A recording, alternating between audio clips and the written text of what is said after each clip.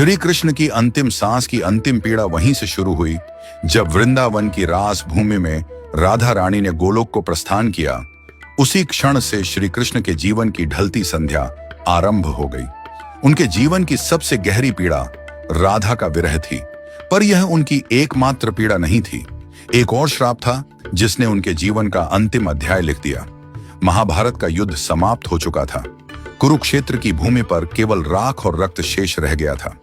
गांधारी अपने 100 पुत्रों की मृत्यु के पश्चात उनके जले हुए शवों के बीच पहुंची। उसका दुख और क्रोध अवर्णनीय था। उसे स्मरण था कि श्री कृष्ण इस महाविनाश को रोक सकते थे, एक मुस्कान में इस युद्ध को टाल सकते थे, परंतु उन्होंने धर्म की स्थापना के लिए अधर्म का अंत होने दिया, चाहे वह मूल्य किसी मां के 100 पुत्र ही क्यों न हो। पीड़ा से भरी गांधारी ने श्री कृष्ण को देखा, आंखों में आंसू और वाणी में आग लिए बोली, हे वासुदेव, आप सब कुछ जानने वाले थे, फिर भी आपने मेरे 100 पुत्र मरने दिए। आप युद्ध रोक सकते थे, पर आप केवल तमाशा देखते रहे।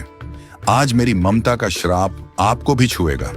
जैसे मेरा वंश समाप्त हुआ, वैसे ही आपका यदुवंश भी नष्ट होगा और आप अपनी मृत्यु अकेले अपनों से बिछुड़कर एक तीर की पीड़ा में अनुभव करेंगे। श्री कृष्ण ने गांधारी का श्राप शांत मन से स्वीकार किया, क्योंकि वह जानते थे यह भी उसी लीला का भाग है। जिस न्याय को वह लेकर आए थे, उसी न्याय की अग्नि अब उनके अपने कुल को भस्म करेगी। गांधारी का श्राप, राधा का वियोग और यदुवंश का अंत, यही वह अंतिम चरण था जिसने श्री कृष्ण के मानवीय रूप को सबसे गहरे दुख से भर दिया। त्रेता युग का वचन। त्रेता युग में श्री राम रावण वध कर अयोध्या लौटे। राम राज्य की स्थापना के बाद एक संध्या को अयोध्या के समीप एक तपस्वी राक्षस आया। नाम था जरासुर। वह युद्ध नहीं चाहता था, केवल एक प्रश्न का उत्तर चाहता था। जरासुर बोला, प्रभु, आपने धर्म के लिए असुरों का नाश किया, पर क्या कभी ऐसा होगा कि मैं भी आपकी परीक्षा ले सकूं? क्या कभी मुझे अवसर मिलेगा कि मैं आपके मार्ग में अंतिम बाधा बन सकूं? राम मुस्कुराए। उन्होंने कहा, जब मैं द्वापर में श्री कृष्ण रूप में जन्म लूंगा, तब तू मनुष्य जन्म लेगा और उसी जन्म में तू वह अवसर पाएगा। तेरे ही हाथों मेरी लीला का अंत होगा। यह मेरा वचन है।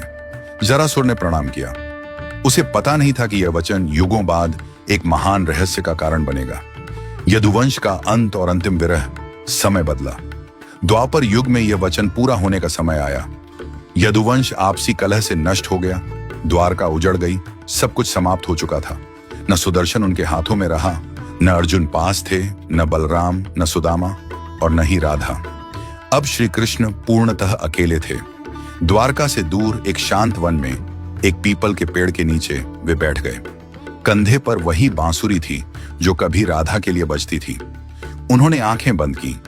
बांसुरी से राधा के नाम का स्वर फूटने लगा। सुरों में वेदना थी, तड़प थी। राधा गोलोक में बैठी थी। जैसे ही यह स्वर वहां पहुंचा, राधा की आंखों से आंसू बहने लगे। उन्होंने देखा, कृष्ण अकेले हैं।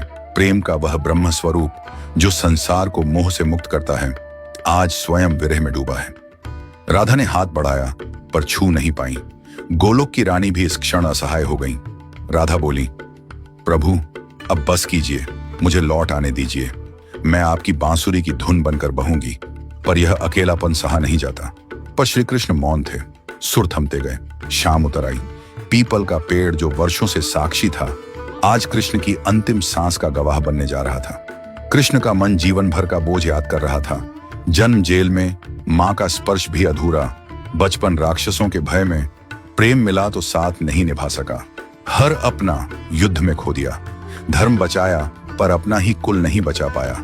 सारा जीवन दूसरों को सुख दिया, पर अपने हिस्से में केवल विरह और अकेलापन आया।